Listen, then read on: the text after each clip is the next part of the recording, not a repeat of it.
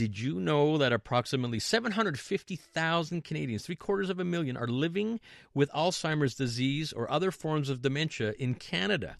And that number is growing rapidly. And by 2030, just in less than 4 or 5 years, nearly 1 million people in Canada could live with dementia. And it's extremely concerning.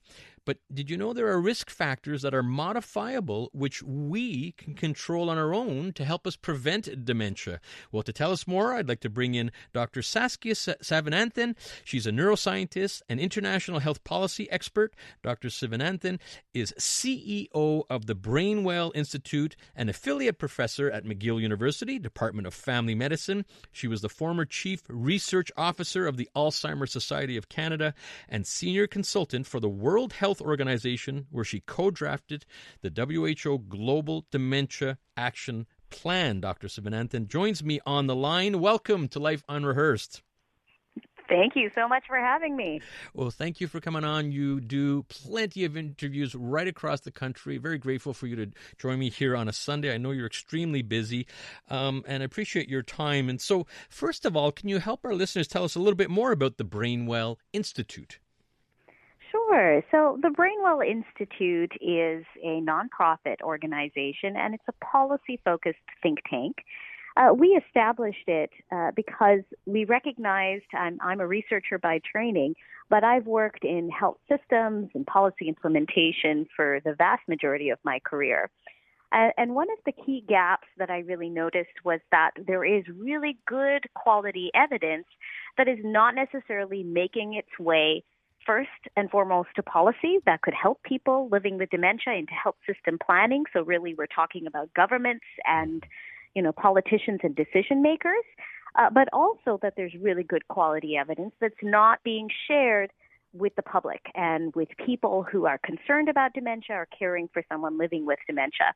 And so we established the Brainwell Institute to be able to really help build that bridge and to bring the kind of impact and coordination that we know is needed for care for people living with dementia and their families.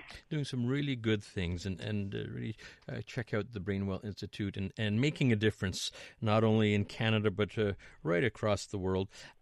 Now, there is no cure for dementia. However, there are modifiable risk factors for dementia. So what are some of these modifiable risk factors that we can all do in our lifetime? Yes, there are. There are, in fact, 14 modifiable risk factors. But I just wanted to take a step back briefly just to talk about dementia itself, because people all tend to think of dementia as this one disease, but really it's an umbrella term for over 100 different diseases. So it's like saying cancer. There are so many different forms of diseases that fall under dementia. And the important thing that I'm hoping listeners will take away is that each of those different forms of dementias have different trajectories. So Alzheimer's disease is the most common one, as you were talking about in the introduction. But vascular dementia is another. Frontotemporal dementia is another. And more we're seeing what's called mixed dementias, which is often some signs and symptoms of Alzheimer's disease as well as vascular dementia. And the thing about most of these diseases is that, yes, memory loss is the defining factor that ties all of them, but these are long-term conditions, right? We're talking, for example, with Alzheimer's disease, it's a gradual decline, and people can live 8 to 10 years with it.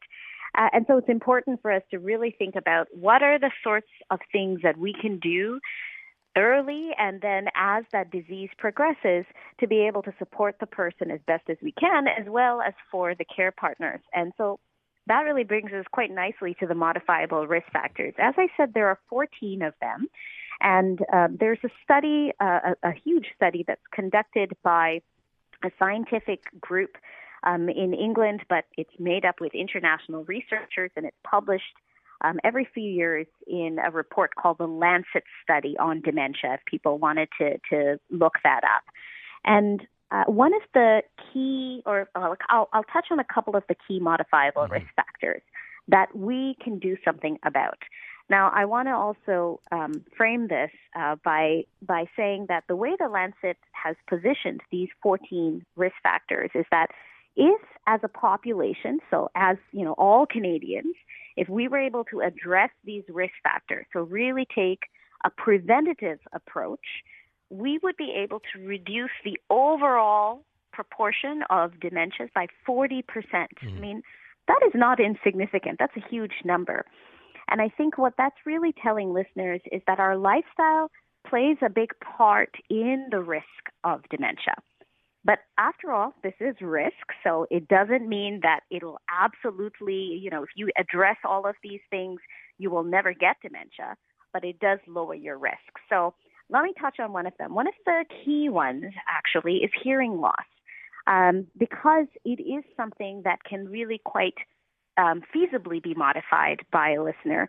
If you're noticing your or your loved one is having some hearing loss, getting it checked out and getting a hearing aid is really important because it is one of those risk factors. And the reason why it's linked to dementia, what researchers believe, is that your brain takes a lot of sensory input from many things. Visual, from reading, and from hearing is a key input into the brain.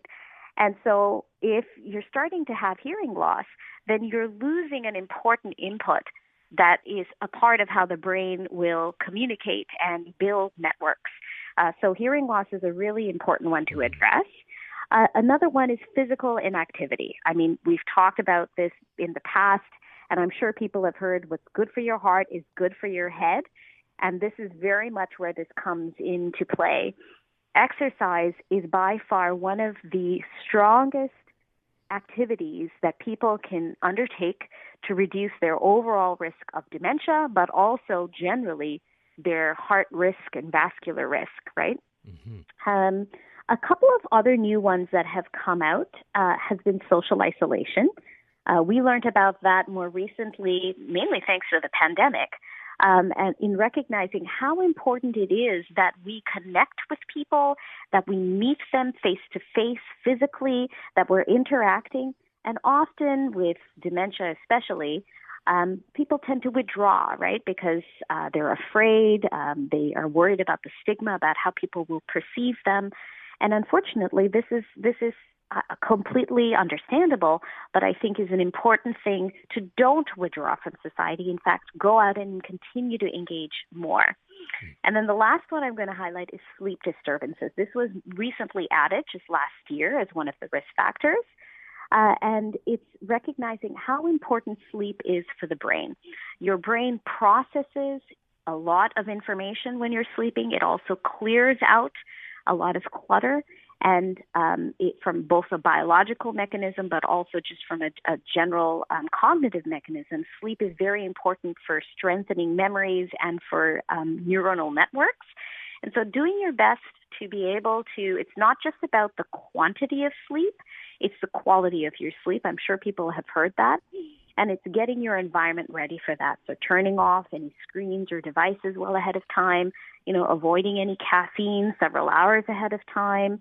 If you're used to drinking water, try to reduce that so that you're not waking up in the middle of the night to go to the washroom.